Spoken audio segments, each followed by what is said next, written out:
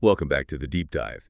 Today we're really getting to something quite unique. We've got this fascinating stack of sources, basically a long, candid chat between a creator, someone deeply focused on, well, modern ethics and living meaningfully, and his poker teacher. Yeah, it's not your typical source material. It's this really raw exchange that connects the dots between high-stakes poker, the practical realities, and some pretty deep spiritual and social questions. Exactly. So our mission today really is to unpack this tension we all feel, right? Between the ideals we aim for, things like virtue, maybe detachment, living simply, and, let's be honest, the often messy, compromised actions we take every day. hmm And the sources argue quite forcefully, I think, that changing ourselves, that personal transformation, isn't just some, self-help buzzword. It's actually the core mechanism, the real lever for making any kind of meaningful change in the world. So it starts inward to go outward. That's the idea. And we're kicking things off in a place you might not expect. The poker table. It sounds strange, maybe, but the sources use the game, the strategy, the endurance, the brutal reality of losing sometimes as a foundation for understanding these big ideas about acceptance and virtue. Connecting the flop, the turn, the river to life itself. Okay, I'm intrigued. Let's really unpack this. Okay, so the discussion apparently starts quite simply. The creator's just, catching up, mentioning plans to meet his poker teacher, play some more cards, maybe a live game. Nothing too philosophical on the surface. Right, but that's the entry point. He uses this very practical, almost mundane setting, planning a poker game, to pivot immediately into these, well, profound metaphors about life. And poker is the perfect vehicle for that. It really is, structurally speaking, because poker, at its heart, is a game where long-term skill. It clashes constantly with short-term, often brutal, randomness. And this brings us to the key concept here, variance. Variance. Okay, I've heard the term mostly in relation to poker or finance. What does it mean in this context? So technically, variance is about statistics. It measures how much your actual results, in a specific period differ from what you should expect based on your skill or your edge, your expected value or EV. Right. So you could be playing perfect poker, making all the right calls based on the odds, the math, The best call. the best calls, and still lose your shirt in one session or even over several sessions just because the cards fall badly. Exactly that. You could be the #1 player on earth, mathematically perfect, and variance can still crush you in the short term. You just can't escape it.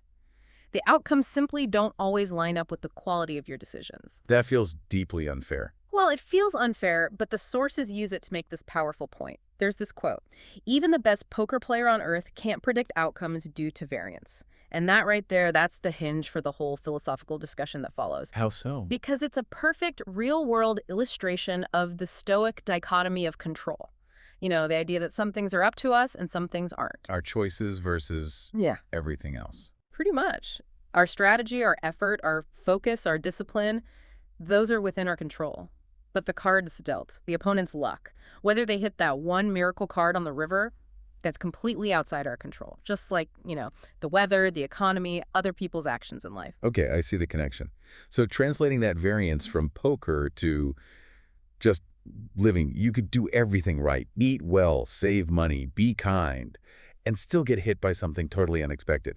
A health issue, a market crash, a relationship ending. That's life's variance. It's the short-term randomness that we can't control no matter how well we play our hand, so to speak. So how does understanding variance actually help then? Does it just make you fatalistic? No, quite the opposite, according to the Stoics and seemingly this creator.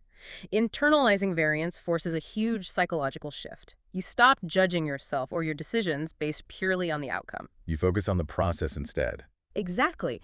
You define success by the quality of your input. Did I make the best decision I could with the information I had? Did I act virtuously? Did I stick to my strategy? A good poker player, one focused on EV, doesn't just whine about a bad beat. They analyze. Was my play correct long term? That requires incredible discipline. To separate the decision from the result, especially when the result is painful, like losing a big pot or facing a life setback. It's the core of the long-term perspective. It's acceptance, accepting that your actions, your choices, your virtue, that's your domain, the results. They ultimately belong to fate, to variance, to the universe, whatever you want to call it. And this creator, he's not just talking about this stuff abstractly. He's living it, writing about it. Oh yeah, it's deeply practical for him. He's published books trying to translate these philosophical ideas into, actionable ethics. He's showing how he's applying this stuff in his own life and trying to guide others. Do we know the titles? Yeah, the sources mention a couple. There's a Stoic Samurai, which is available in English, and another one, Le Voie du Diamant Stoique, which translates roughly to The Way of the Stoic Diamond. Stoic Samurai, Stoic Diamond. Sounds pretty intense, like disciplined. Definitely signals that, doesn't it? It suggests a blend, maybe, of that Eastern focus on mastery and discipline with the Western Stoic ideas of resilience and acceptance. It's about being tough, principled, practical. And he's working on another one now, his 6th book. That's right. And this 6th book seems to be explicitly tackling Stoicism, social critique, and really reflecting on, what it means to live ethically in the modern world. It positions this whole discussion within a framework of applied practical ethics, not just navel-gazing. So he's moving from personal philosophy to broader social commentary. It seems like it. Using the discipline may be honed through things like poker and Stoicism to look outwards and analyze the bigger picture, the societal forces at play. It's not just self-help anymore. It's becoming a critique of the culture. It's interesting, isn't it? How the very skills you need to survive high-stakes poker, managing your money, controlling your emotions when you lose, staying rational under pressure. Risk management, emotional regulation, capital management. Yeah, Fine. they provide this ready-made structure for just managing life. Yeah. It demands you actually do it, not just agree with the idea intellectually. Absolutely. Poker players learn this the hard way. You can be the better player and still go broke temporarily because variance just hammers you. Learning to ride that out, to trust your process, even when the results are screaming you're wrong, that takes serious emotional strength. That's applied Stoicism right there. Makes their conversation feel very grounded, not just theoretical. Definitely. So if the Stoic poker player learns to accept the chaos of the cards, the short-term randomness, what happens when they look up from the table and see a society that seems, addicted to status, constantly anxious about the future? Where do they go next? Well, that's the perfect transition, actually, because that leads them directly into exploring other spiritual paths that might offer answers.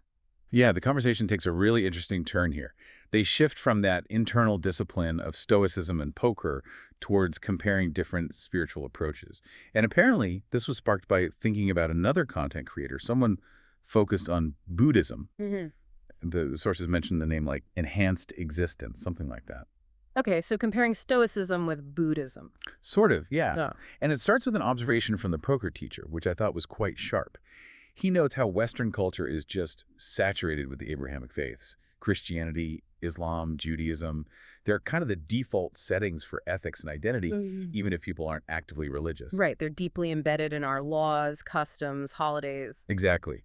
But he points out that compared to that deep saturation, most Westerners have a pretty superficial engagement with traditions like Buddhism.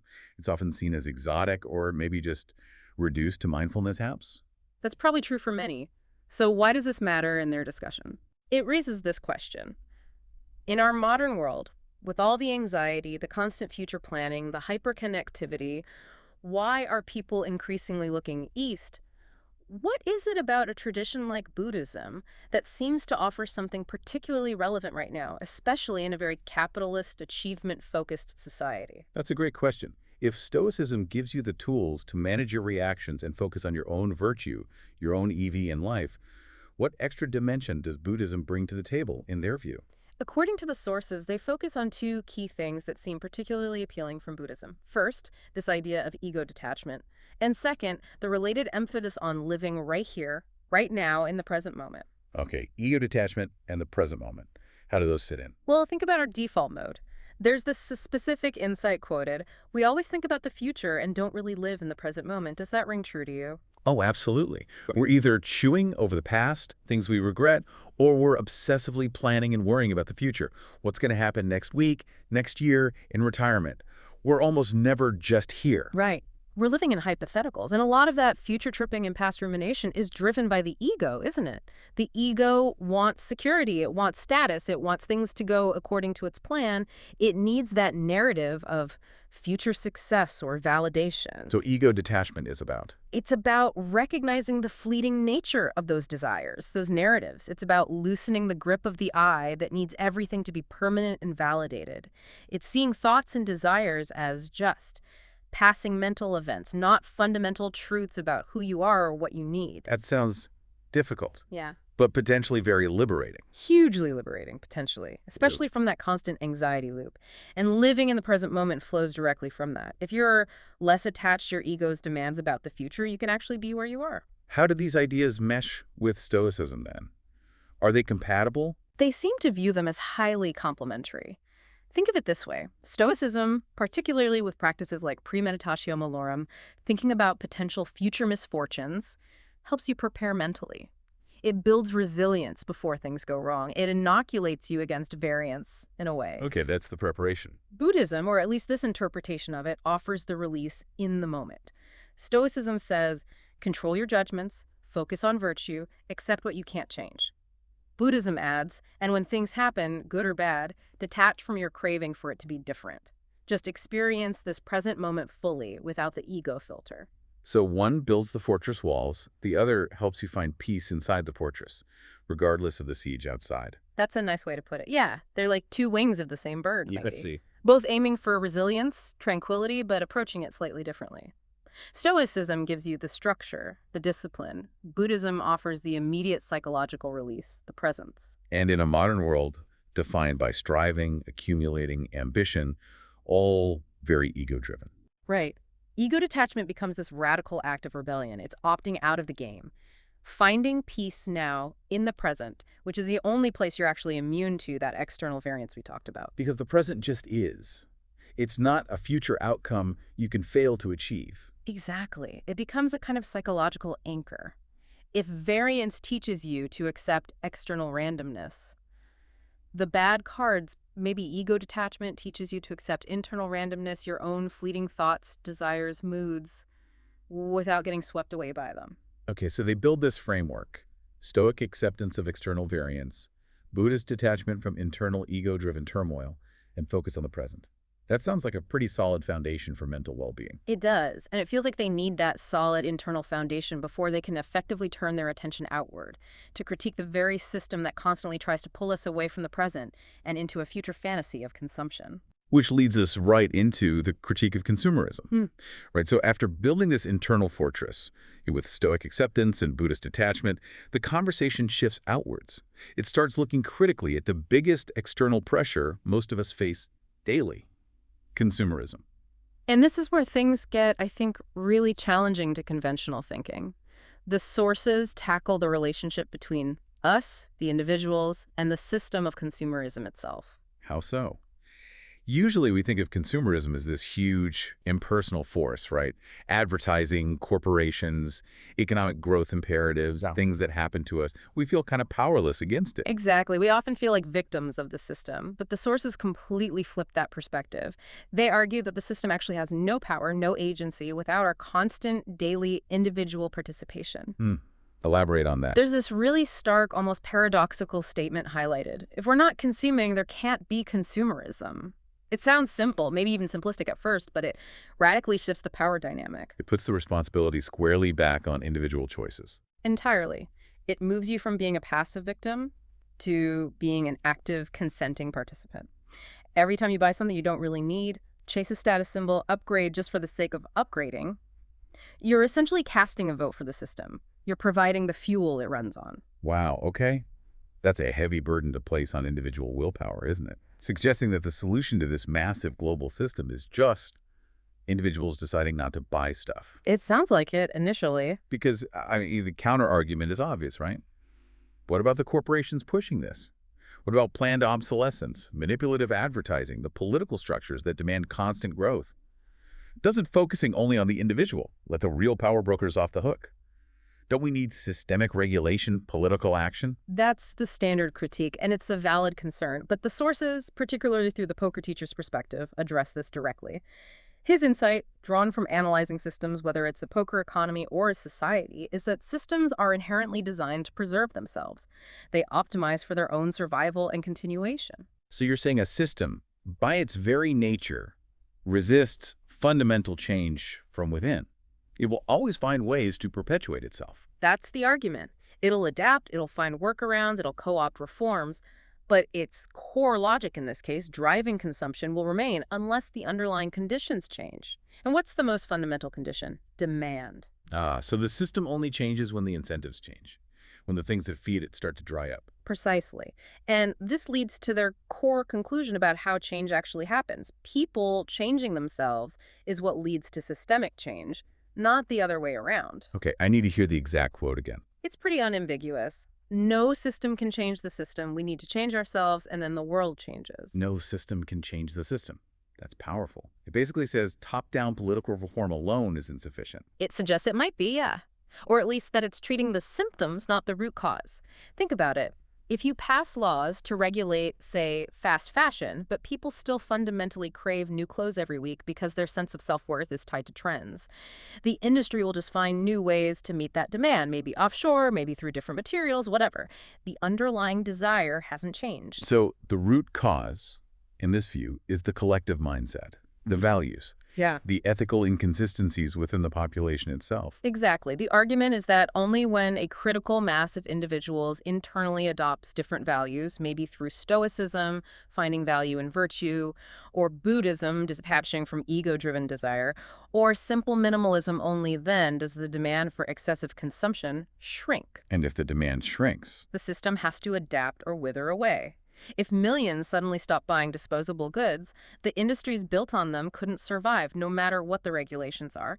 The economic incentive disappears. so this turns ethical living, like choosing not to buy something, from a personal lifestyle choice into arguably the most potent form of activism. That's the implication. It's radical because it requires zero permission from external authorities. You don't need to lobby politicians or organize protests, though those might have their place. The primary lever is entirely within your own control. Your choices, your consumption patterns, it loops right back to that Stoic dichotomy of control. Control what you can control, your own actions, your own desires. And trust that if enough people do that, the external system will necessarily shift in response. But wow, the personal commitment required for that is huge. You're constantly swimming against the cultural tide, resisting messages that are everywhere. Absolutely, it's not easy, which leads perfectly into the next part of their conversation, how those cultural messages are created and reinforced, especially through role models. So if the power lies in individual choices, the next logical question is, what influences those choices? And the sources argue strongly that our actions, especially the actions of visible public figures, are constantly sending signals. They're advertising value. Advertising values, how do you mean? Like not literal ads? No, not literal ads, more like behavioral advertising. When someone influential, a celebrity, a successful entrepreneur, even a popular philosopher or creator makes choices, particularly around consumption, they're not just doing something for themselves. They're signaling to everyone else what is considered desirable, successful, virtuous. Okay, give me an example. Think about high fashion brands, ultra luxury cars, enormous houses, flashy jewelry. When high-profile people conspicuously consume these things, the sources argue it does more than just show off their wealth. It actively broadcasts a message. Materialism is good. This is what success looks like. This is what you should aspire to. So it normalizes and validates that very consumerist drive they were just critiquing. Precisely. It reinforces the system by making its symbols aspirational. It turns consumption into a status game, and these figures are setting the high score. This moves the discussion beyond just, say, hypocrisy, like, oh, they preach simplicity but own a fancy watch. It's about the actual impact of their choices on the culture. Exactly. It's about ethical responsibility, especially for those with a platform. Their consumption isn't private. It has a ripple effect. They are, whether they intend to or not, shaping the environment of values for everyone else. The sources then flip this, right? They imagine the opposite scenario. They do. They pose this really striking hypothetical. What if the most admired people in society, the top athletes, artists, leaders, thinkers, consciously chose simplicity? What if they dressed modestly, lived in reasonable homes, used functional, unbranded items? What impact would that have? It could be revolutionary, they suggest. It would completely change the status signals.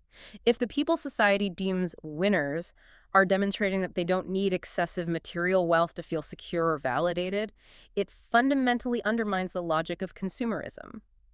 It could trigger a cultural shift towards valuing minimalism, internal qualities, experiences over things. Because the aspirational benchmark would change. The benchmark changes. The definition of making it changes. And this idea is captured in another really potent quote from the sources. Everything I wear or purchase is advertising values to others. Wow.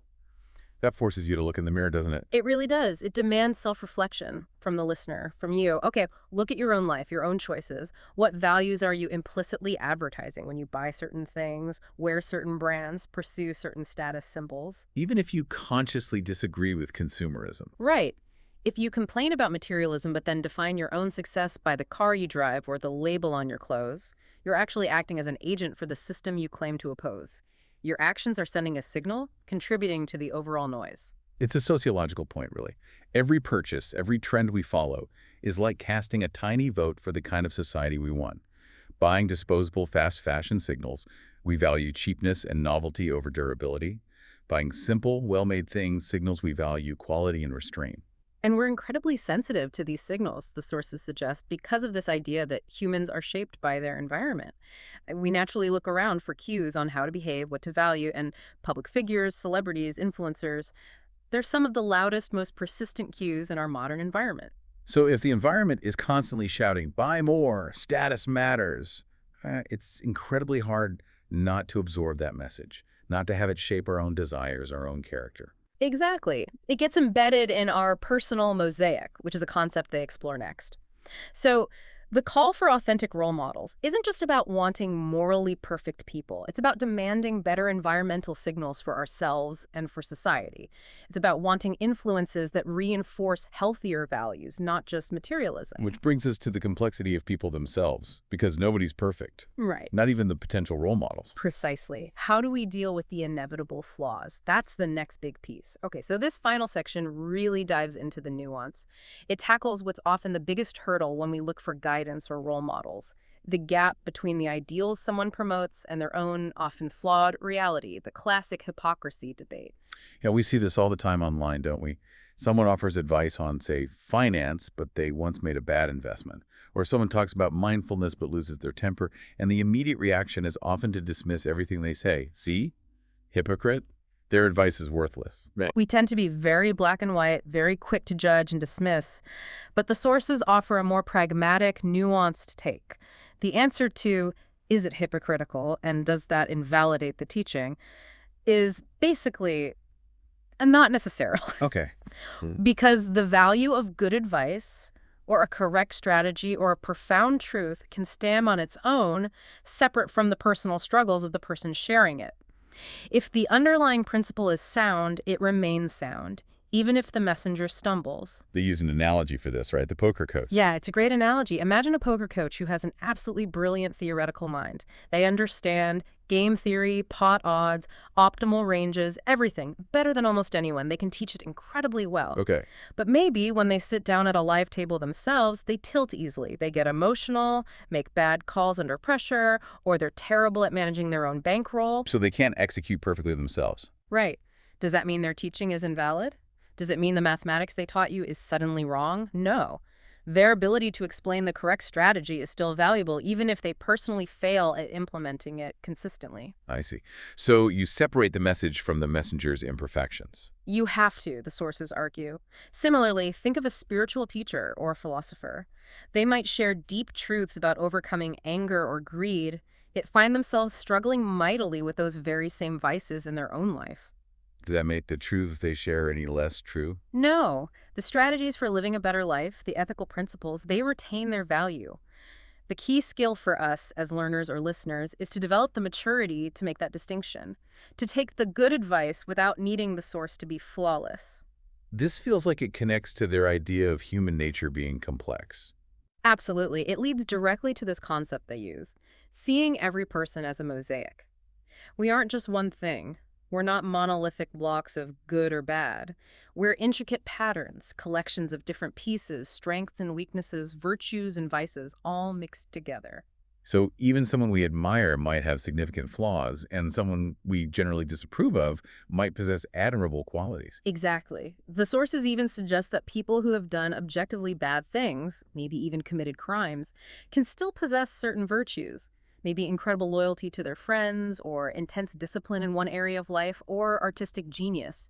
To just write them off as all bad is simplistic, and importantly, you might miss valuable lessons. What's the lesson for us then when looking at others, especially potential role models or teachers? The crucial lesson is to approach them with this mosaic view. True growth comes from seeing people in their complexity and learning to extract two kinds of information: what to emulate their strengths, their valid insights, their virtues, and what to avoid their weaknesses, their mistakes, their vices. So don't throw the baby out with the bathwater. Don't discard valuable wisdom just because the person sharing it isn't perfect. Right, because if you wait for a perfect, infallible teacher, you'll be waiting forever. They don't exist. We have to learn to glean wisdom from imperfect sources, including, by the way, ourselves. And this ties back to the environment idea too, doesn't it? It does. They use this lovely metaphor. Humans are like plants shaped by the environment and people around them. Our personal mosaic isn't created in isolation. It's constantly being influenced, shaped by the signals we receive, the people we interact with, the culture we're immersed in. So if our environment is full of materialistic signals and flawed role models, It inevitably shapes our own mosaic. It makes the pursuit of virtue harder. It perhaps embeds some of those contradictions within us. This makes choosing our environment, our friends, our mentors, the media we consume a really critical ethical task. We need to consciously curate the influences that help the good parts of our mosaic flourish. it all comes together then. We need internal resilience, Stoicism, Buddhism. We need to take personal responsibility for our choices, consumerism critique. We need to be aware of societal signaling, and we need the wisdom to learn from complex, imperfect people. That's the picture they paint. And it culminates in this idea that while the most effective teachers are probably those who genuinely live their philosophy because they provide the clearest, most positive environmental cues, we, as learners, still need the critical skill to navigate the flaws we'll inevitably find in everyone. Accepting the mosaic is key to our own growth. That maturity of judgment feels like a cornerstone of the whole thing. It really does. Self-mastery seems to involve mastering how we perceive and learn from others. Hashtag outro. Wow. Okay, that was a really dense, interconnected discussion. Let's try to quickly pull the main threads together for everyone listening. We started with variance, right? That poker concept teaching us that life involves uncontrollable randomness, which pushes us towards a Stoic focus on our own decisions, our own virtue, not just outcomes. Mhm. Then we saw how this internal focus leads to the argument that real systemic change, especially regarding things like consumerism, doesn't come from systems changing systems. It comes from personal transformation individuals changing their own desires and actions, essentially starving the negative aspects of the system by withdrawing participation. And underpinning all of that is the power of signaling. Our actions, our purchases, and especially the behavior of role models constantly advertise values to society. This requires us to be critical consumers of these signals and to understand people as complex mosaics, learning from both their strengths and weaknesses. Exactly. The whole conversation really champions the need for authenticity, particularly in role models, people who don't just talk the talk, but genuinely try to walk the walk, because their lived example is the most powerful signal. But it also emphasizes self-responsibility above all. Which brings us to that closing thought from the creator in the source material. It felt very direct. Yeah, it's simple but profound, I think. He basically concludes with this personal commitment. I'll try to do my best, and everyone else can do whatever they want. It sounds almost dismissive, but it's not, is it? No, I don't think so. It's the ultimate expression of that Stoic focus on your own circle of control. It's saying, I'm responsible for my actions, my efforts, my integrity. I can't control others. I can't force them to change. I shouldn't waste energy judging them. I'll focus on my path. It's radical self-responsibility. Taking ownership of your own mosaic, your own signals. Precisely. Focusing on your input, your virtue, your transformation, and letting go of the rest. Okay. So that leaves us, and you the listener, with a final thought to chew on, building on everything we've discussed. If our actions, our purchases, really do advertise our values, and if we're shaped by our environment like plants, here's the challenge. What's the most radical, non-consumptive action you could take this week? Radical non-consumption. Yeah. What could you deliberately refuse to buy? What trend could you consciously opt out of? What simple, perhaps even unseen choice could you make that would authentically signal your deepest belief about what truly matters about value, virtue, or success in a way that counters the constant noise of materialism? What signal do you want to send with your choices this week? Something to think about. Welcome. I'm gonna see my poker teacher in a couple of minutes. In 5 minutes, I will see my poker teacher. And I want to introduce to you, as always, my books. I want to tell you what we are going to do. Probably we have a chat about some random topic and then we'll play some poker. He wants me to play again a live game and I will be doing that. This time I should have my shortcuts and it should be better than last time. I don't think I will get that good of a result. Last time I finished second and I don't think that will happen today. There is extreme variance on poker. So you never know what you get. And it's the same if you are the best poker player on earth. The variance is just so immense that you can never expect any outcome. It is always total randomness. On the long run, if you play 100,000 games, then you see a trend. Then if you are a profitable trader or a losing player. But on the short term, it's total randomness. He also wants to tell me what he thought about the last game. And before that, I want to show you my books, as always. This is my fourth book, Samurai Stoic. That was my fourth book. All my books are written in French, and I translated them in other languages. That's my fourth book. Here you have the translation in English, Stoic Samurai. And here, my last book, now it is in French, Diamond, and the same book, that was the German version, and now the same book in French, L'Arbre du Diamond Stoic, and finally in English, The Way of the Stoic Diamond. All my books are available in Kindle, if you want them on your PC, or on your phone, and etc., and on paperback, if you want the printed version of my books. Now, that is for the introduction. I'll now gonna switch into the meeting and I will be waiting for my poker teacher. He should arrive in a couple of minutes. We just have to wait a little. While I'm waiting, I'm gonna talk about my sixth book. I finished my fifth book and I still want to translate it in a couple of languages. I hope I can manage to do that in the next 15 days. But I started yesterday working on my sixth book. I'm happy with that. When I've written around 350 pages, the big pages, A4 pages come out of a printer. Once I've written again 350, then I will publish my 6 books. I find them very interesting because I talk about Stoicism, of course, since it is a Stoic book, but I also talk about reflection on society and modernity. And as my poker teacher says, I'm some kind of critic, social critic. Now my poker teacher has arrived. I'm gonna talk to him. How are you? I'm fine. I went for a run before our meeting. That is awesome. It gives me some energy back. And it is not so hard when you get some assistance. I like it. That's great to hear. I rewatched the Buddhist guy, or you said he was Buddhist guy. I don't remember the channel name, something like Enhanced Consciousness, or I don't know, some name like that. Do you know the channel name for him? Something about existence. I was less critical this time than last week. Here's the summary I have for that, if you would like to hear it. Sure, since you thought about it, let's hear it. You did mention that you really liked the content. I found it interesting. The thing is, I'm in touch a lot with Christianity, Islam, Judaism, because you see it everywhere. And you meet people who share those beliefs and adhere to that religion, and they talk about it all the time. But we know very little about Buddhism and their way of living and thinking about life. So yes, we know the basics, but I'm not familiar with them. I've never met a Buddhist who is a real Buddhist and wants to convince me of karma or reincarnation. I've never met that.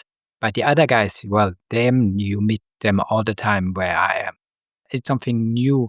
And there's some interesting stuff you can learn from it, because we have too big of an ego trip and we always think about the future and we don't really live the present moment. All that can be enhanced if you think about it. What are your thoughts about him and his intervention? A long time I listened to his video and I was thinking, what's he really trying to say? It was very tough for me to understand what was the point of what he was saying, because he was talking something about consumerism and elites, and I was like, yes, but what about these things? Like, what's really the point of what he's saying? And then he was basically saying something like, we're all connected, all the people, and everything we do matters, is how I wrote it down. Basically, that we shouldn't be focused on like material things, he said, and more community. And then his big point was that if we want to change the world, we have to change ourselves. And then it trickles down to society and everywhere. If we're not consuming, then there can't be a consumerism. If we're not participating actively in the stuff he was talking about, the elites trying to push to us, if we're not spending our efforts and energy with it, then it wouldn't exist in a way. There wouldn't be a football league if people wouldn't go to the stadiums and watch people play football and these sorts of things. His main point in that video was, I wrote down this quote of, no system can change the system, something like that we need to change ourselves and then the world changes. And one thing I really liked, which he said, was that something about spending money and about fashion. He talked about that if you buy very expensive clothes or jewelry, you're not only impoverishing yourself but other people, because he explained it in some way that you're like a role model to them. If you do something, it's like signaling to everyone as well. If you show outwardly that you value these things, then the whole society is like that. And I found that quite interesting, that if the successful singers and politicians or any person who's very famous, let's take sports people as well, if more of them were like minimalist and very simple people, then probably the whole society could be more like that, because they have a lot of influence over people. But I found that interesting because I've never thought about it from my side, that really everything I wear or everything I purchase or do or these things, I'm advertising them in a way to other people as well. And to conclude, this I found interesting. That connected with what I was thinking recently, how I feel like people get bad habits, like into drugs, often through someone they like. If you really like someone who drinks or smokes or does something like that, then I feel like that's often influences people. It's true for my own sake as well. When I did more of these things, it was because I really liked some person. I wanted to spend time with them. And then if they did it, then I didn't consciously think about it, but suddenly it was more acceptable or a better thing to do it. In that way, it's great if someone has like Stoic role models in this way, instead of people who do bad things that are not so helpful. But to conclude all of this, the big thing I was thinking is, hey, I have gone to the church a few times in my life, usually during the Christmas when it's the Jesus birthday. I went to church last year or 1 year before that as well during that time.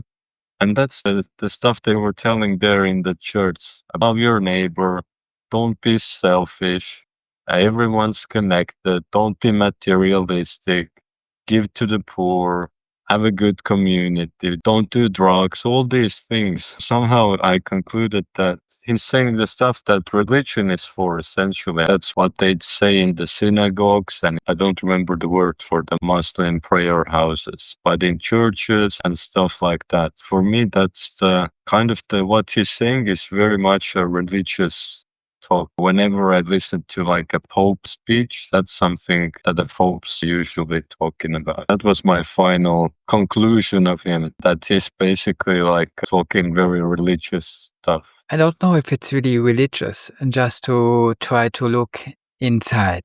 But if you see some similarities, I'm sure you can find them. It really depends who you have, in what church you go, what the topic is they talk about. But generally, they're quite hypocritical. They teach one thing and do another thing. Well, he could be that as well. We don't know about his personal life. I did notice in a lot of videos, he has different clothing, which he's into fashion stuff. That's what I was thinking, that I'm not so sure. It didn't seem like he was wearing like a Buddhist robe. He was wearing designer clothes, it seemed like modern clothes. Just something I noticed about. It's very tough to hold up to what you say. I think parents do that often, or teachers in school as well. They tell kids, don't do this, don't do that, do your homework. But then the adults themselves don't do these things. I always was thinking this as a child. How can an adult tell me that you shouldn't smoke or drink? It's a bad thing.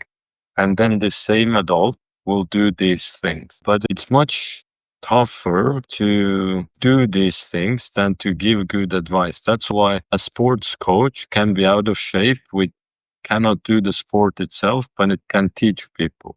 I've thought about poker that I'm good at poker, but even if I was very bad, I still think it would be possible to teach it. I would just need to know the correct things to do, but that's not the same as being able to do the correct things. I could say, you have to fold here, you have to go all in here, but maybe when I play, I'm unable to do it because I have some issue that's limiting in that way. I don't think hypocritical is necessarily an issue if what people are telling is good advice. If someone's, let's say, an alcoholic, but they tell you alcohol is very bad and it ruins your health. Well, isn't it the best thing they could be saying? Would you rather them say something else, even though it's hypocritical?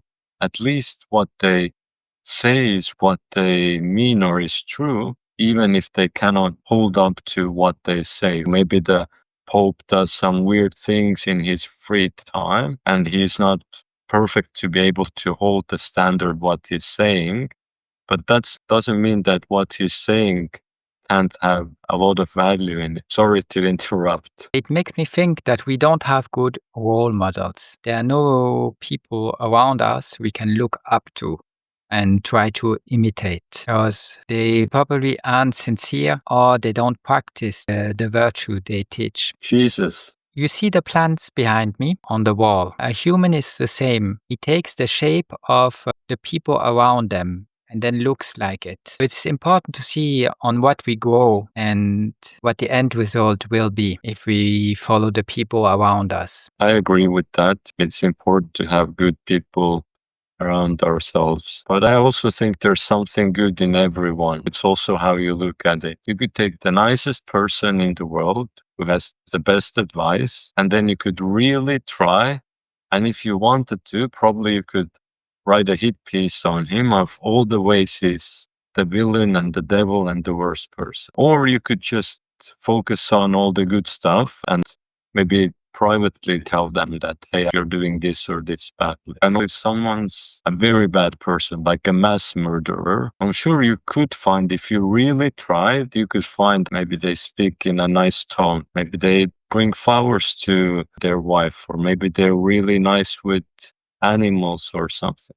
Even the worst criminal, you could find something nice about them. And someone good, you could find something bad. In that way, anyone could be a role model. Maybe it's the attitude you look to that person. Are you looking at them to drag them down? Look to them to make them the villain? Or you look to them, you could learn this good thing about life from them. From every person, there's something good to learn, maybe. It's hard to say. The thing is just when I meet somebody and he takes the role of a teacher or a philosopher, do I really want to resemble him? Do I really want to learn something with him? Unless he has a different way of living and a different way of looking at life, there's not much point in spending time with him. If he thinks and talks like everybody else, well, you don't need to go and meet him for that. You can find that in every street corner. A philosopher, in my opinion, should be wiser than most men. And the virtues he talks about, he should try to incarnate them to the highest level possible. I feel like I try to do my best, and then everyone else can do whatever they want. That's how I like to think. Everyone can do what they want, and I'll try to do my best. I think it's good. It's good if you try. At least you do try. When you look into people, you might find stuff that is shocking. For example, my new teacher is called Esther, my new piano teacher. Have you already heard the name Esther? Well, I asked her where the name comes from because it doesn't sound Italian. And she says, no, it's not Italian. And then she explains to me that her mother gave it to her for two reasons. One, it's a figure of antiquity, and the other one is that it sounds like Easter. And for those reasons, her mother gave her that name. Of course, I had to look it up. I looked up who that person from antiquity is, and she's a Jewish hero, and they have a holiday where they celebrate her. And what she did is, according to me, very controversial. The thing is, now I've written something for my 6th book about the subject, because since I've went into it in depth, I've written about it. And I hesitate if next time when I see her, if I talk to her about it, or if I read that passage to her, because I'm not sure she actually wants to hear what I found by doing some research. It's not very flattering, according to me. Of course, if you're Jewish, then it's very flattering. According to me, it's not a very flattering thing if you look at what happened at that moment and what were the consequences of her actions, which, as usual, most of the time, well, I don't have to go into detail to you get an idea what happens when they use the power. And I want to say manipulate people, but everybody can have his vision of history. It's just that when I looked into it, it wasn't flattering. I wouldn't like to be called that. And the thing is now, what do? Do I tell her the truth, or do I just not talk about and try to forget? And every time I hear her name, try not to associate it with that figure of antiquity. It's hard. I would like to tell her, but explain to her that whatever happened in antiquity, whatever happens now or whatever happens in the future has nothing to do with her. The only way she can associate with that is if she endorses it. And it's only her endorsement and her action that can be questionable. But her name is just a couple of words. It shouldn't matter what happened. What do you think? You are raising your hand. I know you want to say something. Yes, I wouldn't care really, even if my name was Big Poopy Stupid Head. I don't think it's a big deal. It's just a name and it's given to you, and parents give a name for different reasons. But what I would say is I would ask her first. I thought about this thing and I want to tell you something, but it's not very flattering. Would you like to hear it? So that's what I would do. I wouldn't just tell it her to possibly upset her. I wouldn't not tell it either, but I would ask her if she wanted to hear something that she could find annoying or difficult to hear or unflattering. And then based on what she says, maybe she says, no, I like my name. I don't want to hear any bad thing about it. And then that's that. Or maybe she says, okay, I want to hear more. Then I would. I do that. I have a chat with her before I read the passage to her, and I'll see how she reacts, and then I make my decision if I can tell it or not, because I don't want to mess up our relationship just for a name. This shows you the importance of how you look at stuff and how you analyze, and if you do have a critical way of thinking about life or not. Because according to me, it isn't great. But if you go into a synagogue, everybody would tell you that's the greatest thing that ever happened. You see how people can have on the same subject total different opinions. And the issue with our society is even in antiquity, that was debated because there were two sides. There was a conflict and there were two sides. And every side thought that he was on the right side of history. He did good and the other is doing evil. Even in antiquity, when it happened, I don't want to go into all the details of what happened. You will know it when you read my 6 books once I publish it. The thing is, even in antiquity, it was debated. But nowadays, you only hear one side of the coin. The other side, the other arguments have totally disappeared. Well, as a philosopher, I have to plead for peace. I cannot endorse anything else. What did you want to say? I wanted to say about your book that I just finished reading your previous book, The Stoic Samurai, and I do want to read the new one as well, but I want to take some time. There's some distance between the books. It's not like going from one book straight to the next one. So that's why I'm planning to take like 1 or 2 months before I'll get the new book and start reading that. Sure. I cannot dictate what you do with your free time. I'm very humbled if you find that it's interesting enough and you care enough about my opinion, you take a look at it. You know what Seneca said when a friend asked him for one of his books? I would say talk to me instead, something like that. He said something like this too. He said it's more important to spend time with him than to read his books.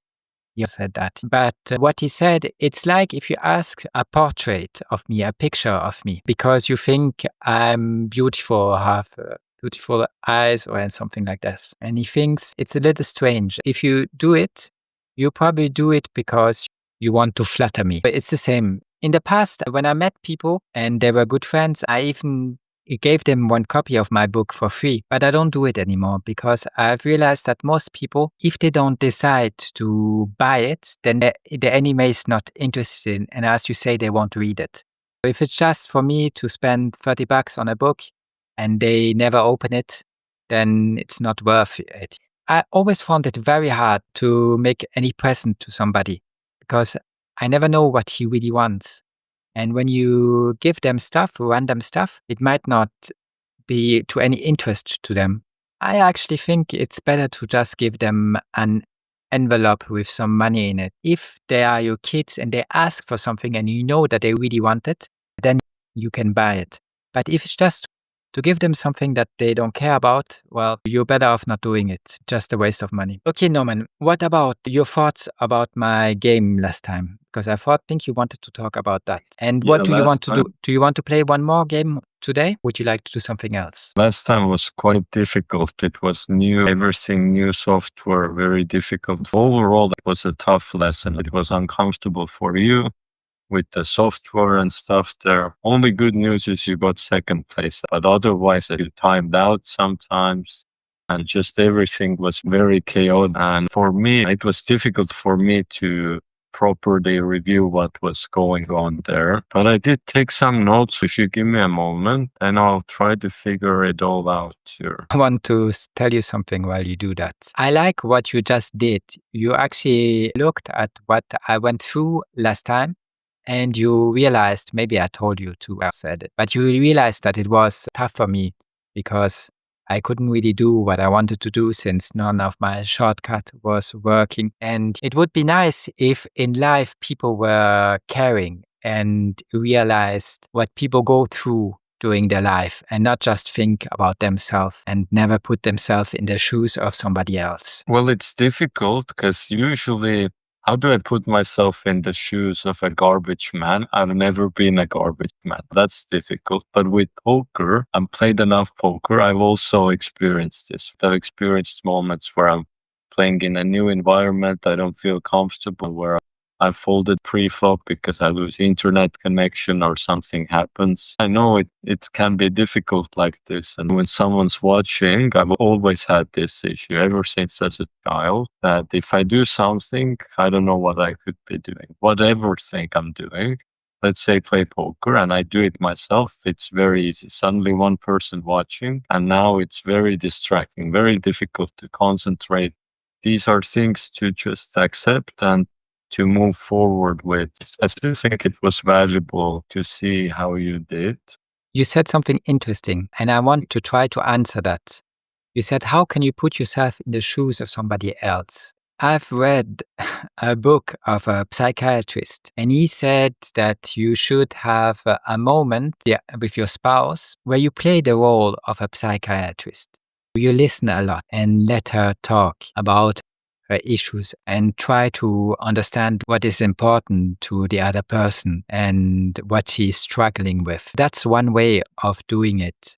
And I thought also of another way. The second thing that I thought is you should be respectable with the people you are around. It is proven, for example, when you pick up your phone all the time during a conversation because you received a message or something else, it is a very bad sign to the other person because you tell them while you do that, whatever happens on my phone is much more important than you are. And if you do that over and over, the other person will get frustrated and will start avoiding you because it's painful. Every time you interact with that person, instead of caring about the person in front of you, you keep looking at your screen and you keep picking up your phone and writing messages. That's also something that destroys relationships. Last time you said the first rule is to not make things worse. You said something like this. When we talked about life and suffering, you said something very smart.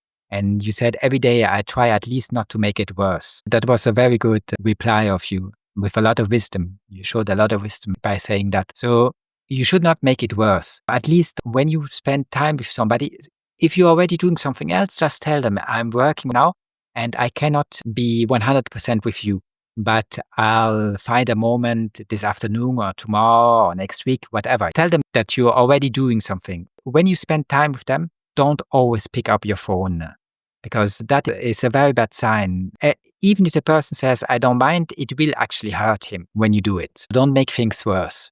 And even though I don't believe in psychoanalysis, because the issue with psychiatrists is that they only listen to you. And they think that if they listen long enough, you will tell them something interesting. Your subconscious will bring up something interesting. The only thing they want is that you keep talking. And they get mad if you stop talking. Then they get mad. But as long as you keep talking, they are all happy.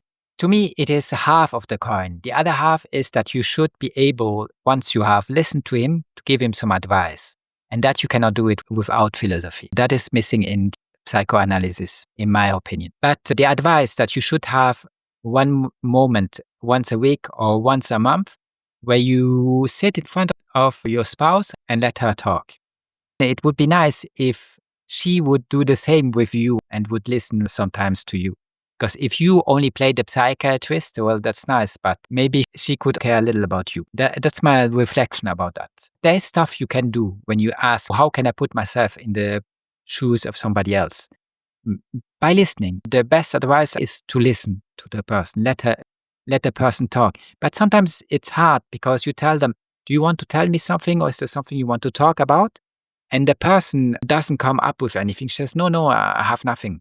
And then what do you do? When it's a analysis, it is expected. Even if the psychiatrist doesn't tell you, it is expected that you talk. And in normal relationships, it's not the case. It's a little harder to make them talk about something. But listening is good advice. I meant things like imagining to have a menstruation or imagine giving birth to a child. I guess someone could tell you that it feels something similar to something like this, but there are these things. If someone's blind, how do you explain colors or things to them? You can try, but will they ever really understand it without seeing? Not really. But what you said was insightful, and I agree with the fact that big part of listening and trying to understand people, first step is to listen to them. That's true. You can get very much closer to understanding. You can understand people more and realize why they go to the church. There's probably some things in them that they need, that they get from it. Some hope for life, some joy, some things, even if you don't agree with everything. But still completely to understand. That's what I meant. Like 100%, that's very difficult. That needs years, and you have to become the disciple of that person, and that person needs to teach. A big philosopher is possible. If you spend a lot of time with Diogenes or any other great philosopher we had, you would learn a lot from him. You would understand him much more. But it takes years, and you have to be his disciple, and he has to teach it to you. It's not easy to understand somebody 100%. I totally agree. Okay. To poker, to continue that. So first start with the general observations. I said it last time as well. The main takeaway from me was, I don't think there's time to look at ranges. And I know it's very comforting, but I'd rather you make mistakes. That's the big point. I don't know ranges perfectly either. They play different game types. There's different ranges in cash games, in tournaments, in super quick or slower. There's infinite ranges, and a lot of the time I'm just guessing what the range could be. And if I really wanted to, I could start to look up more exactly what the range should be like. Maybe we have to look at this with you together. But one thing you should recognize is the hands that are very deep in the range, hands which you would never mess up with. Hands like aces, kings, ace, king, which you would always open. These hands are sometimes 100 times more valuable than the hands at the border of a range. And the hands that are at the border of a range, and you possibly would mess up, especially when you would start without ranges, it doesn't really matter if your range says you should play King 8 suited or better, and you suddenly fold King 9 suited. That hand has little value in it as a great big thing that you're not gonna even notice that you folded that King 9 suited. Or the other way. Let's say by accident you play King 7 suited, but your range said you should play from King 8 suited. The same thing, the King 7 suited is similar to King 8 suited. It's almost the same now. Why then is in the range one can be fully play, another fully don't play? Because you have to draw the line somewhere. It's the same of when a person becomes an adult. And I think in our society, it's drawn at something like 18, but other people have other ideas. If someone's 17 and 350 days and they're 15 days from their 18th birthday, there's not really difference between them and someone who's 18, or at least not a big noticeable difference. Otherwise, you couldn't have any range if everything was like, well, maybe not, maybe this. But as a player who played so much poker, if you're interested to know more about this, I can show you a preflop range where it shows you the value of actions and how close they would be to taking a different action. And basically, to summarize, what it would show is the hands that you would possibly not know what to do with. Sometimes it's the same value, whatever choice you did. There's hands at the border of a range, which overall theory on it would be that whether you play it or don't play it, the end result will be the same. It's just where you draw that line. Do you draw it at 18 that someone's a grown up, or do you draw the line? It's an imaginary line in a way. But why I want that is there's so much things that happen on the table that now you won't really have time to observe because you're so worried about if you get the range correct. What I would rather have is make a mistake with the range, but at least you'll never miss on the table if someone has just one big blind. There's these things which, if you're looking at ranges, it's way tougher to miss it. And over time, let's say you play one tournament, and afterwards you're thinking about one decision. Was I a mistake there to go all in? Well, look at the range afterward. That's what I usually recommend. Make the play first without the range, how you remember it.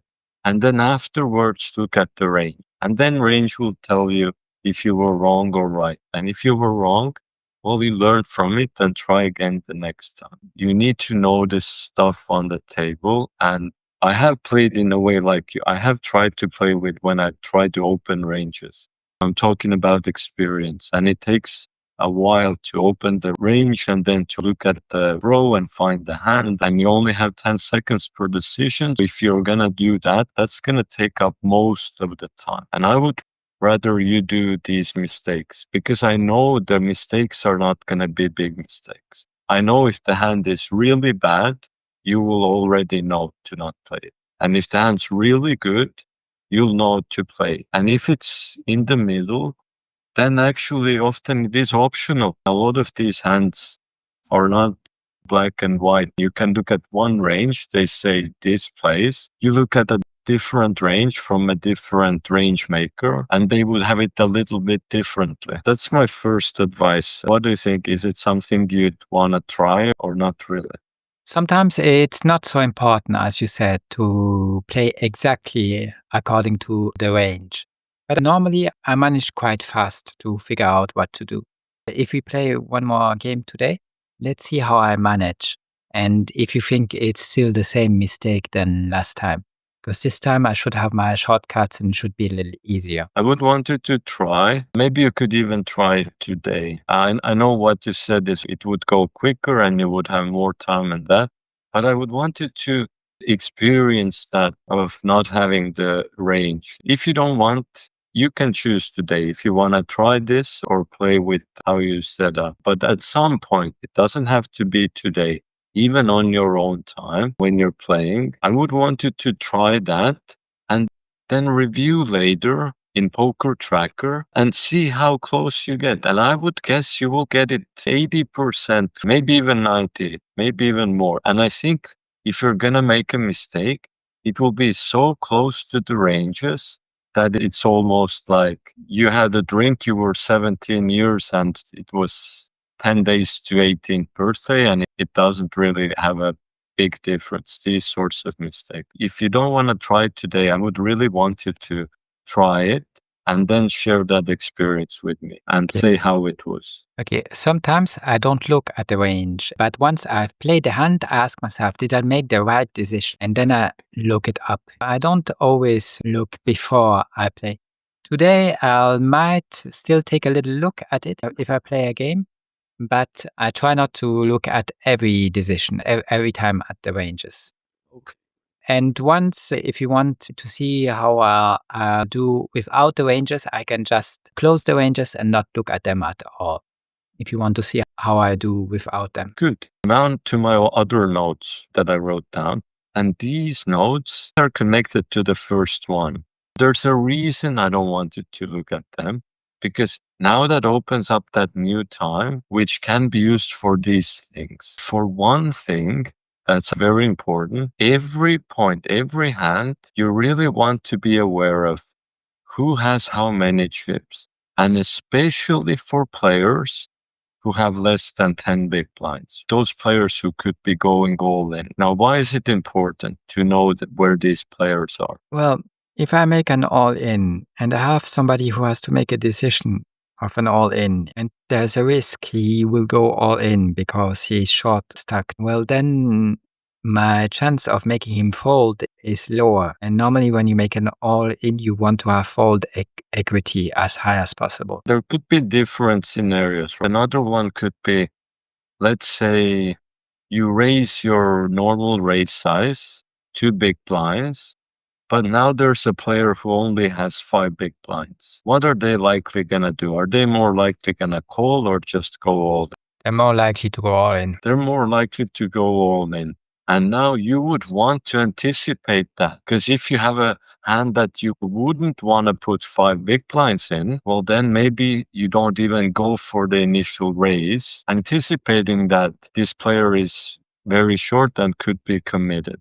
These things to be aware of are quite important, and it's actually not very difficult. You have a look on the table of where the chips are and to be aware of the players who could be going all in often. And sometimes there could be a scenario where there's a lot of these players. Well, over time, you will learn to adjust. You will learn that I cannot raise now. There's many players who will just go all in. And if my hand doesn't want to go all in, then I don't want to even start to raise because I know I'll have to fold.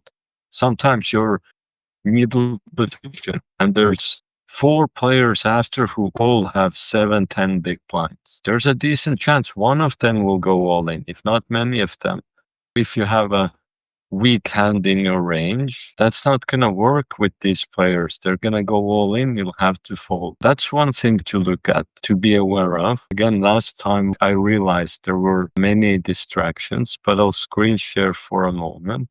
There was this one particular hand that really caught my attention, which was this one, where it was 5 players left. There was just a knockout, the hand previous. This player now folded, and you were on the dealer button, and this player was big blind, and there was no small blind, because this player just went out to a small blind, supposed to be small blind. You know what you did this hand? Do you remember that?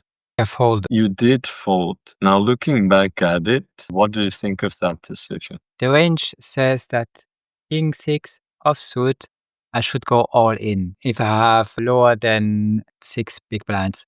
Here, I should have taken the risk and made an all in. Yes, exactly. This was one hand. You probably were looking at that you have 8 big blinds, your dealer button, and you didn't notice even that there's no small blind. It's actually a heads-up hand. I didn't play it because I was looking at the 14 big blind chart, and the 14 big blind chart doesn't go all in with king 6 offsuit. But that is more aggressive. So you wanted me to be more aggressive here. And that's also because I'm fourth. Do I have a chance to enter the bubble? If I don't do something, probably not. It's better for me to take the risk. Sometimes I like to play a little more tight. I get that. To me, it would be too tight, as this player has 2 random cards and there's already 1.75. You are risking most of your chips in this hand, but the chances are your king is the best card here. And he's gonna do a lot of folding. He's gonna have 5 twos, 7 threes, 6 fives, 7, 8 fours, 9 twos, 10 fives, jack sevens, queen fours, king twos. He's gonna have so many bad hands. He can only really be comfortable if he has 2 Broadway cards or something like a pair or an ace. He's gonna have these hands, usually not. At least you would have to limp in here, I feel like. Or min raise and then maybe fold if he goes all in.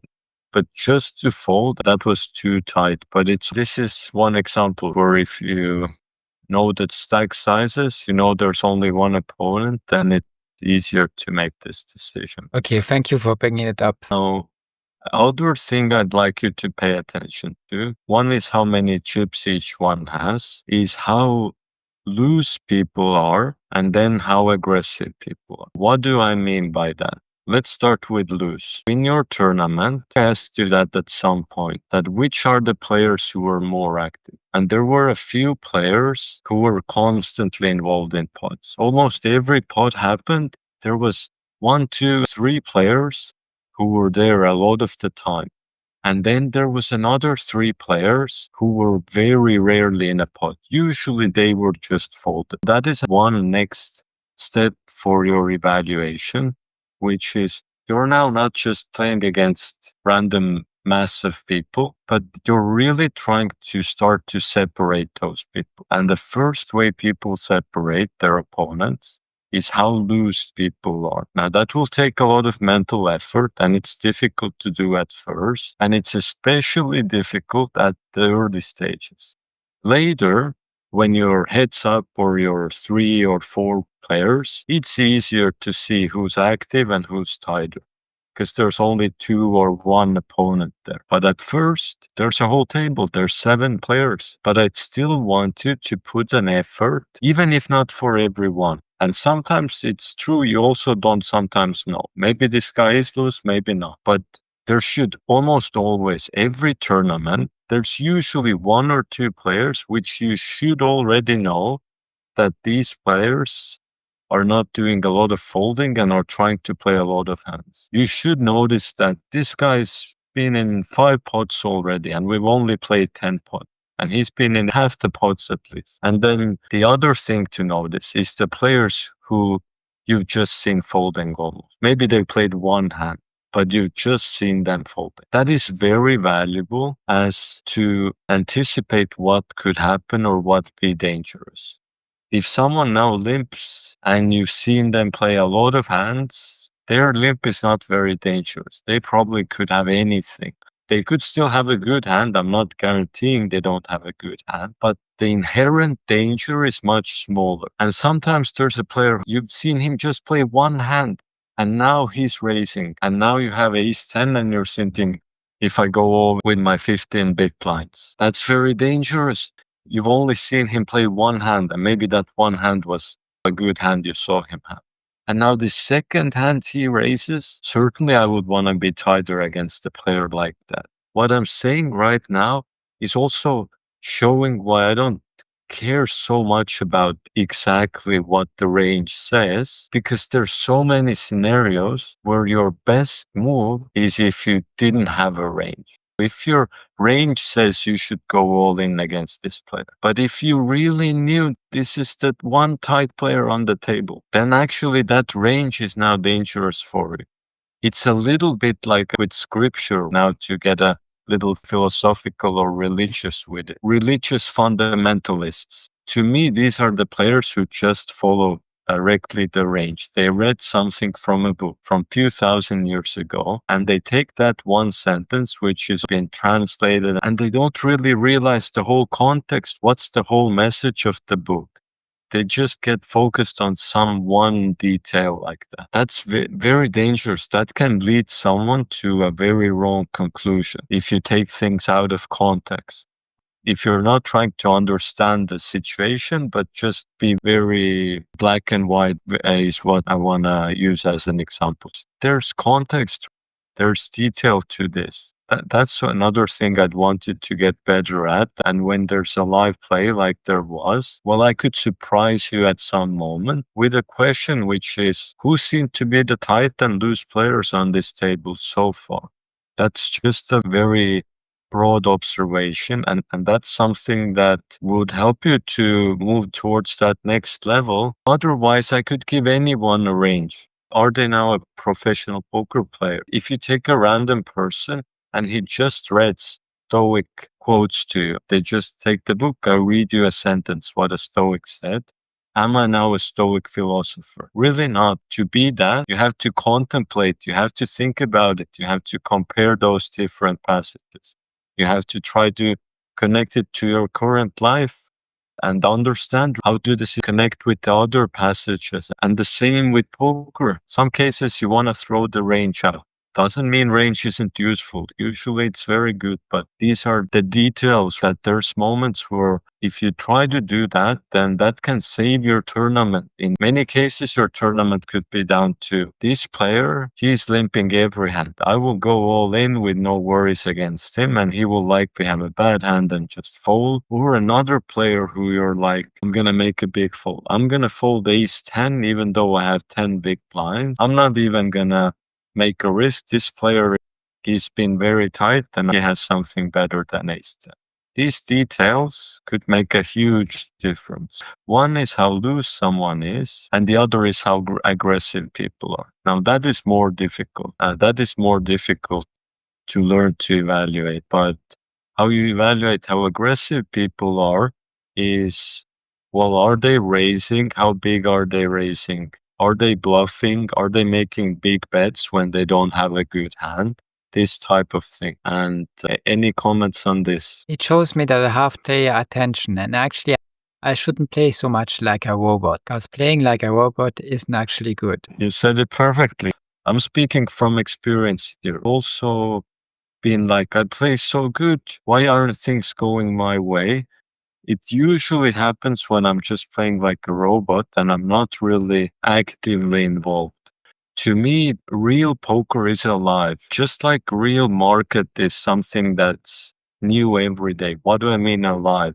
That every hand is a new situation. Just like life changes. We're in 2025. How can you find the answer to every problem from a book from 2000 years ago? And you directly use that book, where you're not making any changes or contemplating about how it connects to our current day life.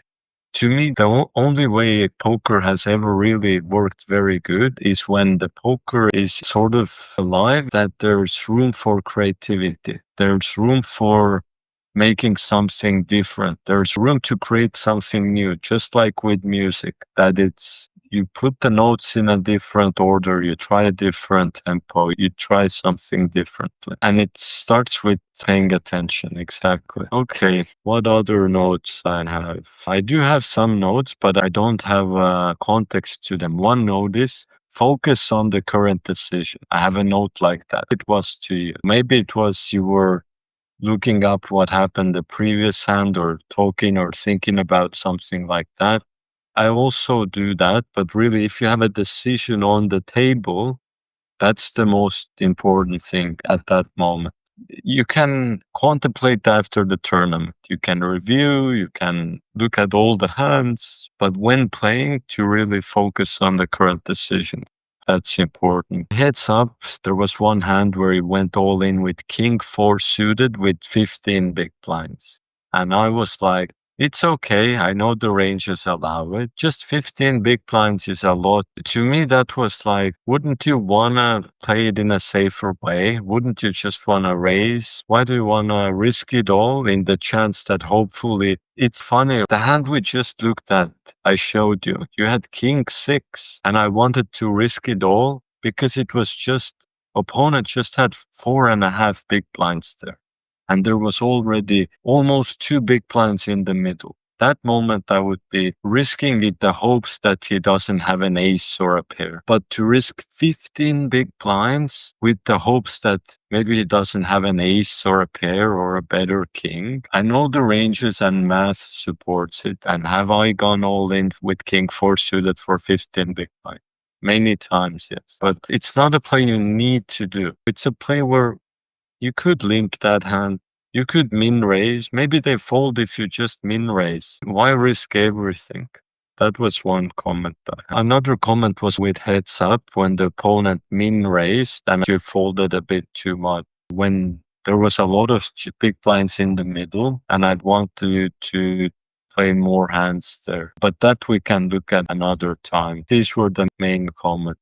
For the rest of today, if you feel up for it, how about we try again one live tournament? We can do that if you find enough time for it. I think I have enough time for it. And I'll also try to make more screenshots this time that we can look at specific hands. And one thing which is, you remember that hand we were last time dealing with how to replay hands and we couldn't open the replay. Did you figure that out with the shortcut? It should be working now. Okay. Maybe even I don't have to take screenshots because we can just replay there. I've tested it afterwards and it did work. If I did my shortcut correctly and everything goes according to plan, it should work again. Could you show it? It's different. It's not the same thing as with the app. I can only go through the hands. Once I'm in the tournament, then I can look at my last hand, or when the tournament is finished and the table is still open. But once I close the table, I cannot have access to it anymore. But in the app, I still can. I understand. So open that window before closing the tournament then. Okay, I will. Great. Why did they add a thing with live series up here? Well, that probably means that there's some special tournaments happening, maybe even live ones where people meet up. Maybe if you win an online tournament, you get a ticket with which you can enter a live tournament. Or it could be an online tournament series where there's a bunch of special tournaments going on, which usually aren't. At some point, you would be interested to play those. That's what you're practicing for, really, with those sit and goes are big tournaments with many entrants. At the bottom there, I see that it looks like the next level is a $3.50 one. And then $7 one. Bottom left, it says 8 bomb 3.5 and 8 bomb 7. If you do quite well in these ones, and maybe I would say if you go like $30 above your break-even point, then I would consider trying some of the $3.50. I did actually think about $60 above. Oh, yes, that would be more reasonable. I was thinking about that. That my 30 was a bit of a rush. You are right on this. 60 would be more appropriate. Okay, thank you. With starting perfect, try to practice these things I commented on. Try to be aware of which players are more active, playing more hands. It starts just to read their names. Try to remember who they are and where they are sitting. And also there's a hand happening. Focus on what's going on. Normally, when I put my arrow, I see what hand I had. But now I don't. It's not here, that's fine. It doesn't matter if you fold it. Don't worry about that. Now it is. Which players played the last hand, do you remember? No. Already, you missed some of the action that's been going on. Now I see a replayer. Could you close it? That's the replayer. I just wanted to show you. Okay, good. But we don't need it for this moment. What we really need to do is focus on what's going on here. And I wouldn't click on that, what you just did. Too early for that. Okay, I try to play better. I didn't like that. I didn't like that at all. Because how much more was asked from you? 0.5. And the pot was already 4.5. There was a lot in the pot. And you have a lot of chips. And you had the suited connector, 3-6. I would have wanted to limp that. But don't be discouraged. I'm critical. No, thank you for telling me. I really don't mind. This jack's hand, I liked your range there. Should I have been more sneaky? In that case, you could consider it. But the good news is, who's the chip leader? I am. Well, actually not. You're second, but you're very close to it. You're very close. The guy with the yellow hat avatar is the leader. You see that player? Yeah, correct. You're correct. But I agree, the jack's hand, you could have been sneaky. The thing there was, it's very tough for the opponent to have a good hand because you already had 2 jacks. There was a jack on the board as well. This hand is good, by the way. You played this perfectly. But the jack's hand, actually, I don't mind that you went half pot, but that's a scenario I would be sneaky sometimes, yes. Because I would want the opponent to improve on something or show some interest. You have 3 of a kind and the top pair covered. It's very difficult for opponent to have something there. That's where sometimes you want to wait. You hope that an ace comes, a king comes, something that the opponent, wow, bomb pot. What do you think his weakest hand is that he does this with? A king, I would guess something else. an 8. You would go for an 8? No, I think minimum has to have an ace there. You think he has an ace? At least. Maybe even 2 pair or better. I thought he goes for pocket size because he wants a lot of protection. But he had so many opponents. Then he should have gone for 2/3 anyways, not for full pot. You're correct. But why take that much risk? Because his kicker is bad? Because with a lot of opponents, everything's dangerous. There was a flush draw on the board, for example. He just wanted to force people to fold that. Maybe it was bad. I don't know what he had. You could be right. Maybe he had a bad kicker. Yes, I don't know. But I agree with you, by the way. 2/3 would have done the same thing there. But it's what we don't really know. Maybe he had 2 pair. Maybe he had 3 of a kind. Maybe he just really wanted to go all in there, really. I don't want to play it. It's too bad. I like that you took a decision for it. Pot was 6. You only had to risk 1. Very good reward. Often I would want you to call here, but 9-3, I agree. But if it was 3-6 suited, I would call there for 1 more big blind. But now you should look at what's happening this hand. You can learn how these players play this way. What are these players doing, Leroy and Ilioda? I wouldn't really concentrate on your ranges. I would try to look at, I don't think you knew what hand they had previous hands. No, I was thinking about your 3-6 suited and why you play it. That's okay. I asked you that. I did make a comment on that. Well, 3-6 suited can make a flush, can make a straight. Actually, last hand was interesting. This Leroy player played in a tricky way. He had 3 of a kind 5s, and he was quite passive with that. Actually, it's to show you why it's important to look at how hands play. You could have learned something about Leroy last hand, that he's a player who likes to do sneaky things. You can learn these things if you look at him. He plays a lot, really a lot. I've seen him a lot of times. That's pretty nice. You recognized you probably have the best hand. That was good. And Thanks. guess who's the chip leader now? I am. Actually I'm not. still not. Seriously. I'm still second. The chip leader is the player to your left. I see. You have 9-8. Yeah, I see. But it's going quite well, yes. I went for half pot with the last hand because my hand was strong, but not just that. I thought the 2 7s on the board were quite scary, and I thought there was a chance that they would just give up. Here's the thing now, what you should notice. Last hand, the Leroy also, they're doing it constantly.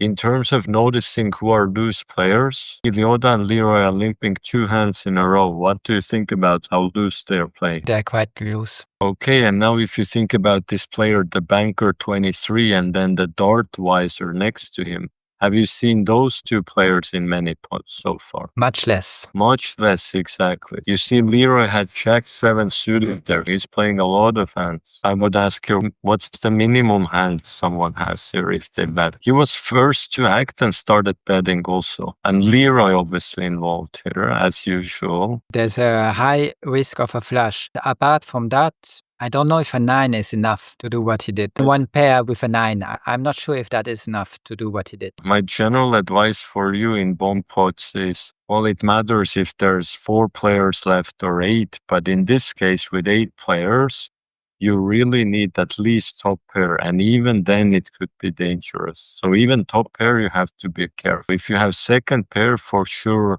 to be very cautious if you have 7 opponents. Your question was, what's the minimum hand with who he does that? And they both did put 4 big blinds on the table. I thought that there was a real risk that they had a flush draw at least. I would say a good chance one of them has top pair at least, right? Top pair. And even that I was hesitating, but I agree. They could have done it with a top pair. But they can have pocket jacks. That's true. It's a bomb pot. They could have jacks or aces as well. Exactly. Okay. Here, just lost last hand. Ilioda was lucky, made a flush. He went all in with just a flush. Actually, from last hand, you could learn likes to gamble a bit. But also, he's been limping a lot, so that shouldn't be a surprise. Why I'm saying this, I'm trying to show you why it's important to look at every hand, even the hands you're not playing. I was hesitating a lot on this one. 6, let me check my chart. 6, 7 offsuit. Actually, this one I should have called. Do you agree? No, not really. The thing is, I want it to be loose if you have a lot of big blinds, if you have 40, 50, 70 big blinds. Now your opponents just had like 10 big blinds this hand. So that's where you can't be with a bad drawing hand anymore. I cannot be looking at my big blind vs under the gun one chart where I have to play 61% of my hands. I cannot be looking at that. But for how many big blinds is that chart? For how many big blinds? I don't know. You told me to play it when I have a lot of Exactly. big blinds. Exactly. But last hand, your opponents both had around 10 big blinds. Okay? And again, we missed what happened last hand. It would have been useful to see what Dartweiser went all in with. We could learn if he goes all in loose or wide. But the player to your left who won, he called an all in with. Did you notice which hand he ever had that he called an all in with? No, I don't remember. He won the all in, but he called an all in with Jack 10 off. That's very weak. You know, I noticed something now watching at this tournament. Do you know what it is? What is Bet it? Online is one of the quickest playing sites I've ever seen, which means you're maybe playing on one of the toughest tables. For that, everything happens so quickly here every hand. Usually it's way slower, so it's difficult for you to notice which people have how many big blinds to go all in, because it goes so quickly here. I think most poker sites are slower, so you have more time to observe and think. Maybe they have tournaments that are slower than that. I don't know. Maybe. It's not a bad thing, it just takes a lot of focus with this one.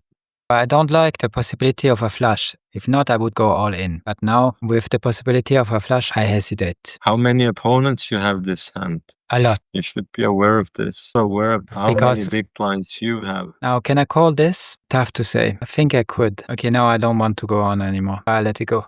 What do you think of my play? What I don't like about that call there, we were only on the flop, right? We were only on the flop. There will also be a turn. There also will be a river. It's very difficult. I know it's just one big blind on the flop, but what's going to happen the turn and a river? You didn't even want to call one more big blind on the turn.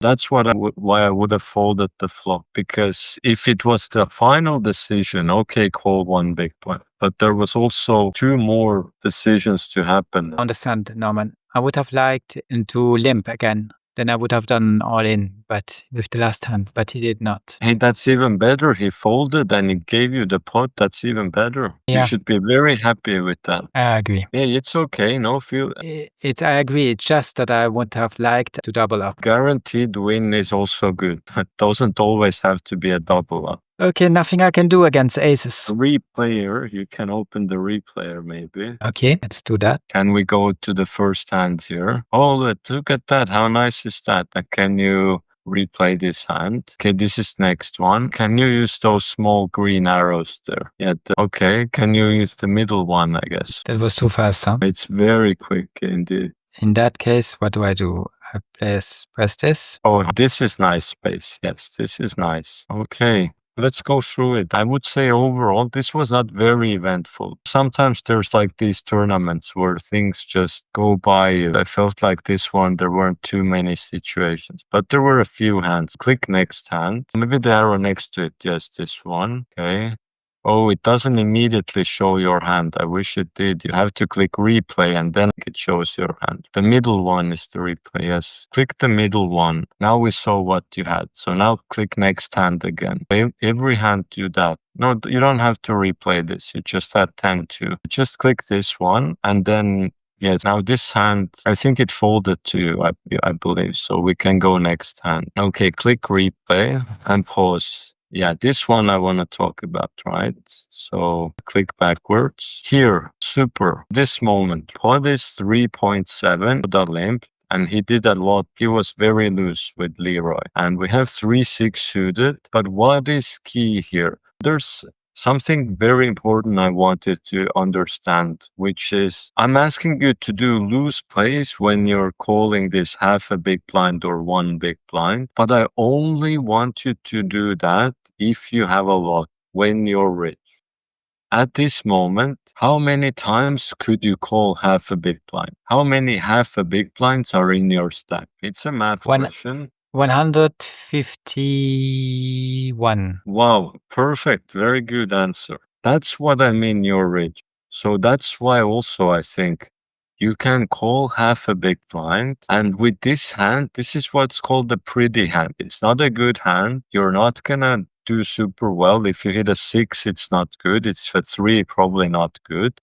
But you're just calling this to make a straight, to make a flush, to make 2 pair, to make 3 of a kind, because it's so cheap for you. It's only half a big blind and you have so much to play. Now, if you had 10 big blinds, I would say fold, because if you have 10 big blinds, then you're not rich. But now with 75 big blinds, that's where it's a little bit of a gamble, but it's a gamble for almost no risk. The blinds will go up. This half a big blind is very little impact. But if it goes well one time and this Ilioda will make a big mistake, suddenly you could have a lot of chips. You could get 150 times reward. 150 times reward. Can it happen? Well, I'll ask you this. Is it going to happen if you called here 150 times? Do you think there's going to be at least one time where you're going to make a straight, a flush, and your opponent's going to make a big mistake? There's these chances there. But the key detail is only to do it if you have a lot. One big blind is expensive if you have 10 big blinds, but if you have 75, that's the time for these plays. Okay, I get it, Norman. You're right. Thank you for telling me that, for reminding again. Let's see next hand. Good. Yes, these jacks. Okay, very good. Let's pause on the flop. You know, we're both not very big fan of sneaky players in general. Here's the thing. If you bet half pot on this flop, what's the hand he can usually call with? What does he usually need to call if you look at this board? He needs a 10 and a queen, for example. Okay, that's one example. That would be a straight draw. He could have that hand, that's true. But looking at the cards on this board in terms of a made hand, what's the usual thing people would call on this board? Can he do it with a 9? I don't know. Okay, here's already a problem, right? If he can't do it with a 9, then maybe a 9. Right? You're saying it in a way, maybe a 9. Maybe a 9, but usually people like calling if they have top pair, a jack. Now, what's the problem with top pair on this board? He won't make top pair. There are already big jacks on the Exactly. His chance so of making difficult. that is too difficult. It's very difficult. Sometimes it happens, but it's very difficult. This is actually, which leads us to a little bit of a poker secret in a way, which is I would rather on this board have pocket fours than pocket jacks. Why would I have a weaker hand? Why would I want pocket fours, not pocket jacks? Because then he can have a jack. Then how many jacks would then be in a deck? 3 jacks. Exactly. 3 jacks. That would be 3 times more of a chance he can have queen jack or jack 10 or king jack. These moments, it's really, if you think about what the opponent will call with, and usually it's mostly a jack, sometimes a 9. Here's what I would want. Or it could be like a straight draw or a flush draw. Now, what's the problem with a flush draw on this board? I don't understand how he could have a flush draw. Exactly. It's a trick question. There is no flush draw on this board. But that's another thing which could call, but now he cannot have. If this board had a flush draw, there would be again more of a chance he would have something he could call with. Does that make some sense? Yes, but there are flush draws and there are also the other draw. Straight draw, you mean? No, not straight draw. Not a draw, but when you need 2 more cards. He could have hearts, a backdoor flush draw, and that wouldn't be enough. You're right, but it wouldn't be enough against half pot, right? It wouldn't be enough against half pot. Thank you. It's very good this hand happened for a learning hand. What would I say here? It's Be these sneaky. scenarios are, that's one option. Another option is if you bet very small. Bet that he could be tempted to call with nothing. Bet just like 1 chip or 2 chips. But in general, it's called the dry board. Have you heard of these terms, dry and a wet board? Yes. Dry board less, but wet board, I've heard a lot about it. So wet board is what's very dangerous, that people could have many different hands, and usually it has high cards because people play high cards. Basically, wet board is something that's very popular. Something worse. Wet board is like being in a big city. There's a lot of people running around wanting to do something. A dry board is something like desert. There's almost no life there. There's no room to make business. There are no one there, right? So usually a dry board is when there's no flush draw and usually when there's low cards. Like if board was 4-4-2, that would be very dry. People don't play cards with a 4 and a 2. How can you have something going 4-4-2?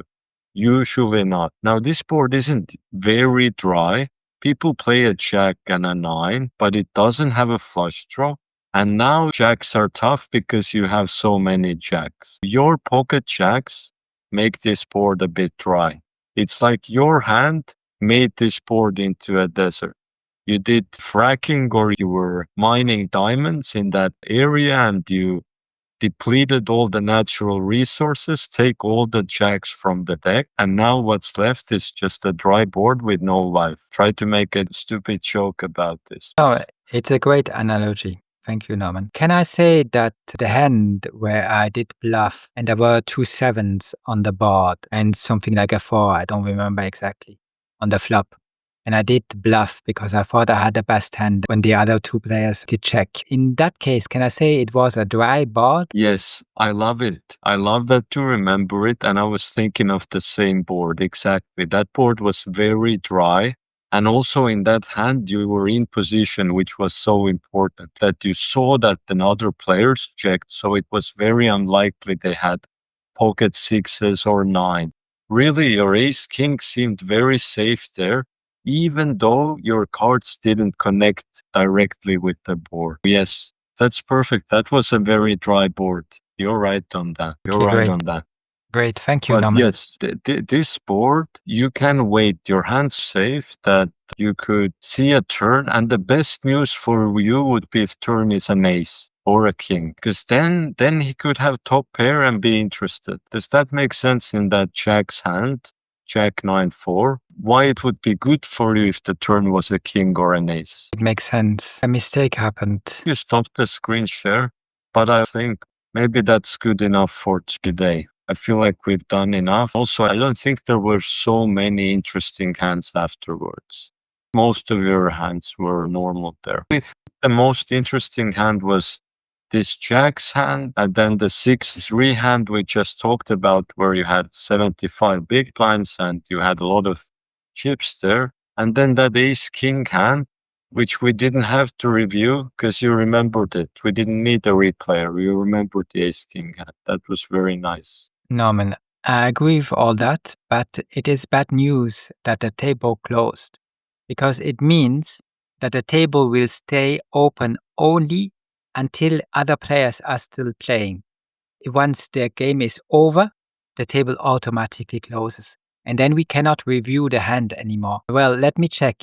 I'll just take a look to see if by any chance, no, it didn't save the hand. I cannot load it up in Poker Tracker. Unfortunately, it didn't work.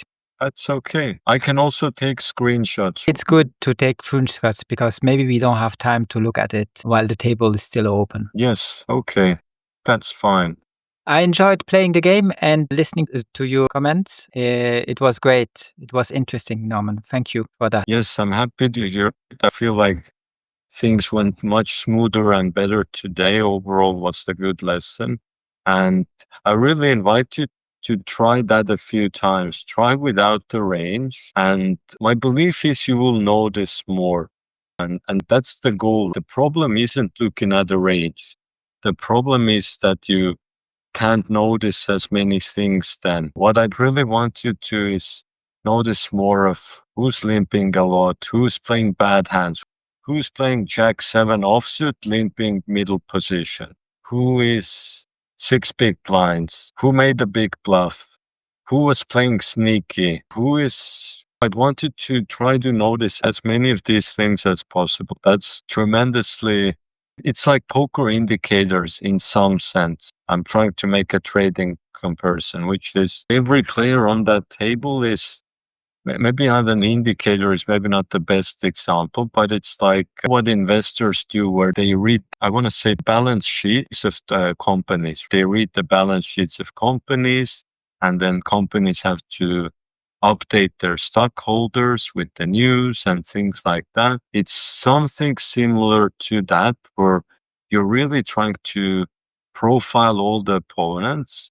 And then that's where poker can become sometimes very magical or easy if you really know which player is what kind. And you could say, well, how do you know in just a few hands? But you mentioned today one player you played many times against, you said. That's one thing. And another thing is that if you really notice, you can even just 5 hands notice who's limping, who's playing tightly, who made a big bluff. If you practice without ranges and practice really looking at the hands, at every hand, at what happens, and that's going to give you a lot of impact. I feel overall you have pretty good fundamentals already, but you are a bit robotic in that it's a little bit that it doesn't matter what the opponents are like. And I would want more of the awareness of the situation, of noticing the details. And it starts by noticing who's playing a lot, who's very active, and noticing who's aggressive. Aggressive means some players are active, but they never really go for a bet. They just flop comes, they're all very calm. But the active players are the players who make big bets, make big bluffs, to really notice these things, because that's the big thing. I just want to add one small thing. At the beginning, when I started learning poker, I did read a couple of books, and I was much more into reading my opponents. However, I realized that often I jumped on the wrong conclusion. And because I thought he was loose or tight, then I acted on that, and often it went wrong. My read actually didn't help me. I thought it hurts me more than it helps. Then I did get in the habit of, once I have taken my position, to actually not look at the table, to think about something else and wait until I have to take one more decision. But it's time to start reading into my opponent again. It's just that it's very frustrating when you think you have figured it out and then you realize that you didn't. People can surprise, for sure. And there's some nuances. Just like with me wanting you calling a bad hand in the big blind, I wanted that if you had a lot of big blinds, if you have less than 20, I don't want you to call very loosely then. If you have 10 big blinds, 1 big blind is a big investment then. With opponents, I want to say quickly this about the opponents. I know you want to make a comment, but on the opponents, someone can be very loose, but sometimes we now think that they go all in loose. That might be completely different. They just maybe limp a lot. That just means they limp a lot. That doesn't mean they go all in a lot. But what you tell me now is that it's extremely hard, even if you pay attention. It's extremely hard to do that, what you're talking about. Because there's so many subdivisions and so many ways a player could act or be in a habit of acting, that it's very hard to actually figure it out when it's not obvious. Sometimes it's obvious and you know it 100% because you have seen it 20 times in a row. But if it's not like this, well, then it's very hard to jump on conclusions. At first, I wouldn't. At first, just try to look for the obvious. And if it's not obvious, then disregard it and play like your range. But then there's also moments which are very close. Let's say you have a hand that you're completely 50-50. You're like, do I go all in or do I fold? It seems super close. And in these moments, I usually will go with my read, even if I'm 100% not sure on the read. So I would say if it's obvious, then it's very helpful to know it. That's the first reason why you want to pay attention. Look for the obvious big things, and everything else, that will be the helping thing with close decision. Close decision is a hand that you're unsure, then I would use the read. And even if the read is wrong, I have to guess somehow in a close decision. And in my mind, to flip a coin, better than that is to use my read, even if the read can be incorrect. Because sometimes the read is like 70% correct, 30% not correct. It's still better than guessing randomly. But you are correct that it shouldn't be overdone. That's actually the balance of good poker, that you don't want to be robot just with ranges, but you don't want to be without ranges and just trying to react to people either. That's too unstable. But also if you're just the ranges, that's not creative enough and that's not noticing those details. So the good player is to find that balance of you have the ranges, you have your structure, but you have the freedom to be without the structure if it's obvious or if it's a close decision or if you make that judgment. But it's using both, not only the read, not only the range. And perfect is if these things, they're working together, not against it. One moment your read says, okay, range, this time don't play. And another time a range says, hey, read, you don't seem sure, read. So let's go with the range. It's like a cooperation of these two things. I get it, Norman. I get it. But to put it in practice will take a long time. Now, I wanted to come back on one final remark. You remember at the beginning of our conversation, we talked about how to put ourselves in the shoes of somebody else. And we Yes. came to the conclusion that you should listen to that person. And that's actually what I don't do when I play poker. I don't listen enough to my opponents. And I don't look at what they do and how they behave. And I should listen much more at them. But it's hard. When I talk about putting yourself in the shoes of one person, not of 8. It's much harder when you try to do that. It's already hard with 1, but try to do it with 8 at the same time. And you will see that it is really hard for a human brain to compute all that. Yeah. Anyways, Norman, thanks a lot. It was an awesome lesson, like always. I wish you the best until I see you next week. Thank you. It was great. Looking forward to it. Bye-bye. All the best.